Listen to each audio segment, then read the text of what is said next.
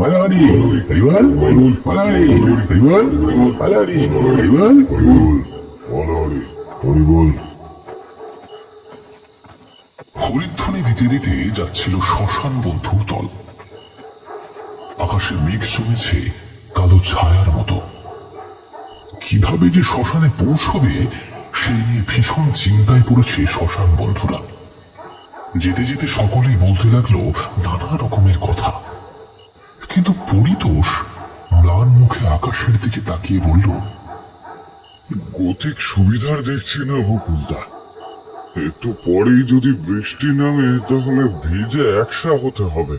আর নিতাইয়ের বউটা যেভাবে মারা গেল, দিন দিন যেন সন্দেহবাদী হয়ে উঠেছিল। কেন রে, কি হয়েছিল? মৃত্যুটা যে স্বাভাবিক ছিল না তা বোঝাই যায়। স্বামীর সঙ্গে কি নিয়ে যে তুমুল ঝগড়া লেগেছিল সেদিন। পরে অবশ্য ঝগড়াটা মিটেও গিয়েছিল। তারপর সে ধান সিদ্ধ করতে বসে। সেই সময় উনুনের আগুন কাপড়ে লেগে যায়। কিছু বোঝার আগেই দাউ দাউ করে চলতে থাকে সে। প্রবল চিৎকারে কেঁপে উঠেছিল সমস্ত বাড়িটা। ওই সময় নিতাইয়ের চোখে পড়ে ঘটনাটা। তাড়াহুড়ো করে সে এক কলসি জল ছুড়ে দেয় স্ত্রীর দিকে, কিন্তু তখন অনেক দেরি হয়ে গেছে। আগুন ছড়িয়ে পড়েছে গোটা শরীরে। শেষ বেশ যখন আগুন নিভল, তখন তার স্ত্রী মাটিতে পড়ে আছে, একটা ঝলসানো নিথর দেহ। আর শুনেছি মৃত্যুর আগ মুহূর্তে সে চিৎকার করে বলেছিল,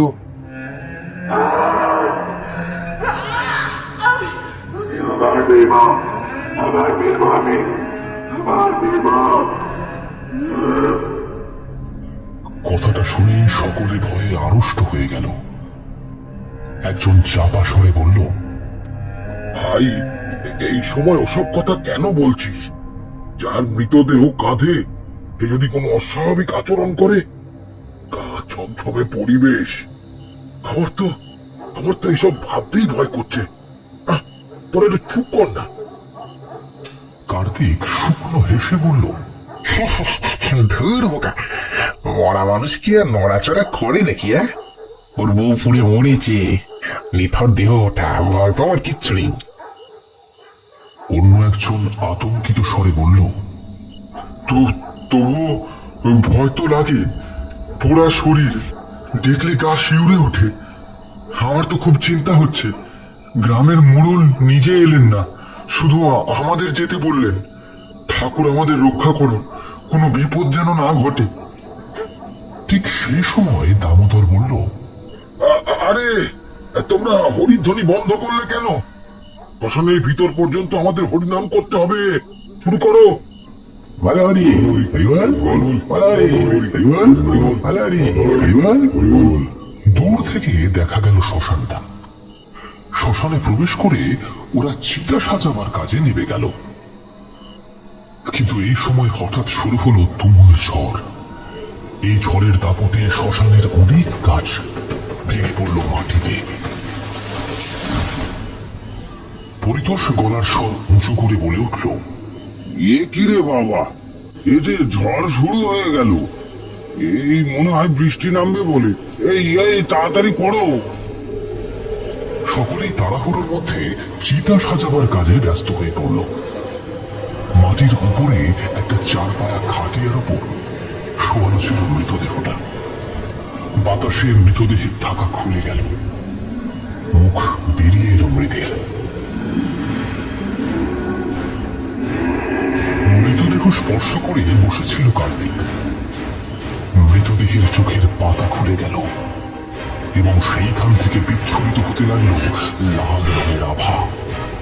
তাই দেখে এসে চিৎকার করে বলে উঠল, ওরে বাবারি, কে কোথায় আছো? কে কোথায় আছো?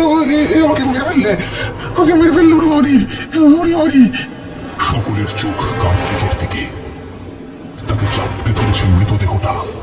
পালাতে চাইলেও সে পালাতে পারছে না। শ্মশান বন্ধুরা ছুটে এলো, কিন্তু প্রেতের সামনে কেউ টিকল না। একে একে ছিটকে গেল সবাই। ভয়ে কাঁপতে কাঁপতে পরিতোষ বলল, কিন্তু তখনই বলেছিলাম যে এত রাত্রে এখানে না আসতে, কিন্তু আমার কথা কেউ কানে দিলে তো। এখন যে করেই হোক আমাকে পালাতে হবে। কিন্তু এই সময় চিৎকার ভেসে এলো। কেউ যেন সজোরে বলে উঠল, প্রতিশোধ আমি নিতে চাই। আমার অতৃপ্ত আত্মা গোটা গ্রামটাকে উজাড় করে দেবে। আমার স্বামীও রেহাই পাবে না। দাও দাও করে চলবে গোটা গ্রাম।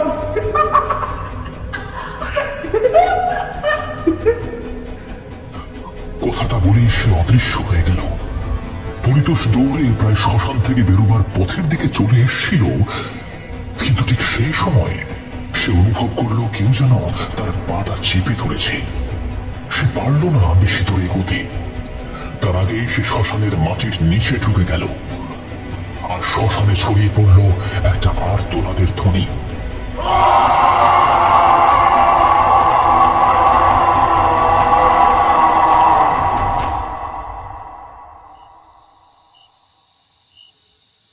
রাতের বেলা সবে মাত্র খেতে বসেছিল নিতাই।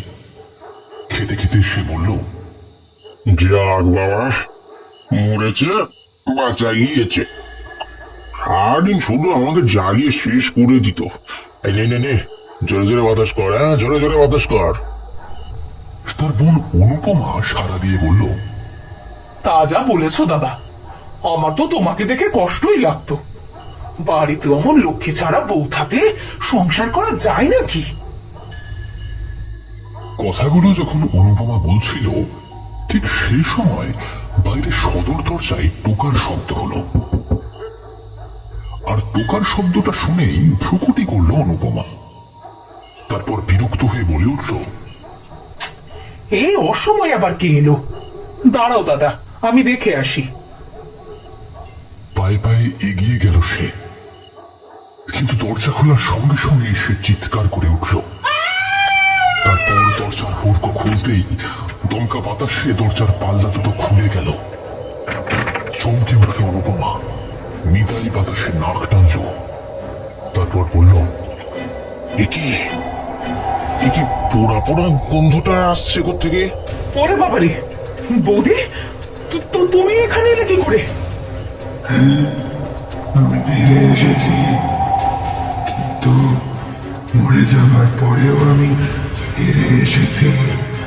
আমার যে হিসেব বাকি আছে। আমি যে কষ্ট পেয়ে মরেছি, আর তুমি এদিকে রসনা তৃপ্তি করছো। এবার তোমার শেষ দিকে আমি যাবো। কিন্তু কিন্তু তুমি তো মরে গিয়েছিলে, তাই না? আমি মরে গিয়েছিলাম, কিন্তু তবু ফিরে এসেছি। এবার তোদের পালা, তোদের আমি আজকেই শেষ করে দেব। কথাটা বলেই নিতাইয়ের স্ত্রী তাদের পালাবার পথ দিল না। সামনে দাঁড়িয়ে থাকা তার বোন অনুপমার দিকে দুটো হাত বাড়িয়ে দিল। অনুপমা কষ্ট পেয়ে বলে উঠল, দাদা, দাদা আমাকে বাঁচাও। আমার আমার যে কষ্ট হচ্ছে, আমাকে উদ্ধার করো। এই এই ও ছেড়ে দাও ওকে, ছেড়ে দাও বলছি অনুপমাকে। তুমি কি চাও? হ্যাঁ কি চাও? তোমাদের রক্ত চাই, এখানে বিনাশ চাই। কেউ তোমরা আমাকে প্রতিহত করতে পারবে না। এই বাড়িতে আমি আগুন লাগিয়ে দেব। আগুন। অনুপমার গলা চেপে ধরা অবস্থাতেই মূর্তির চোখ দিয়ে বেরিয়ে এলো তীব্র দ্যুতি। এই দ্যুতি গিয়ে লাগলো ঘরের চালে। দাউ দাউ করে জ্বলে উঠল পুরো বাড়িটা। নিতাই হতভম্ব হয়ে বলে উঠল, ছেড়ে দাও বাবা, আমি তোমার কাছে ক্ষমা চাইছি, আমি ক্ষমা চাইছি। আমি কিচ্ছু করিনি, ওই তো দরজা খোলা আছে, আমি ওই দরজা দিয়ে বেরিয়ে যাই, প্রাণ রক্ষা করি আগে নিজের। আমি পালাই। দাদা, তুই আমাকে এখানে এইভাবে ফেলে যাস না। তোরা কিছুতেই আমার হাত থেকে পালাতে পারবি না। তোকেও আমি জীবন্ত পড়িয়ে মারবো। দেখ কেমন লাগে। আমার যেরকম কষ্ট হয়েছিল, এই কষ্ট তোকে ফিরিয়ে দিতে এসেছি আমি। নিতাই দৌড়ে ওই খোলা দরজার দিকে এগিয়ে যায়, কিন্তু ওই সময়ই দরজাটা তীব্র শব্দে বন্ধ হয়ে গেল। নিতাই দুই হাতে দরজাটা ধাক্কাতে ধাক্কাতে বলে, খুলে দাও দরজা, দরজা খুলে দাও, আমাকে এখান থেকে বেরোতে দাও। কে কোথায় আছো? আমাদের এখান থেকে নিয়ে চলো। কেমন রাক্ষসে মুখে খপ্পরে পড়েছি রে বাবা। হেসে উঠল নিতাইয়ের বউ। তারপর বলল, তুই গলা ফাটিয়ে চিৎকার কর না কেন, এখান থেকে তোকে নিয়ে যেতে কেউ আসবে না। তুই আর তোর এই বোন সকলকে আগুন গ্রাস করবে।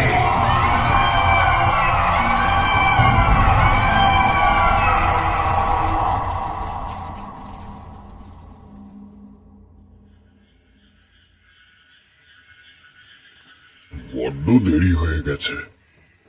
এতটা দেরি হবে ভাবিনি। একটাও গরুর গাড়ি পেলাম না যে বাড়ি পর্যন্ত পৌঁছে দেবে। আরে ওই যে একটা গরুর গাড়ি আসছে না? গাড়োয়ান, ও গাড়োয়ান, শুনছো? দুহাত তুলে তপন এগিয়ে গেল। সত্যি একজন গরুর গাড়ি নিয়ে দাঁড়িয়েছিল একটা বট গাছের নিচে। তাকে দেখে গাড়োয়ান বলে উঠল, ও কোথায় যাবেন বাবু? বলছি রহমতগঞ্জে যাবে নাকি? ওইখানেই আমার বাড়ি। বাবু এত রাতে অতটা পথ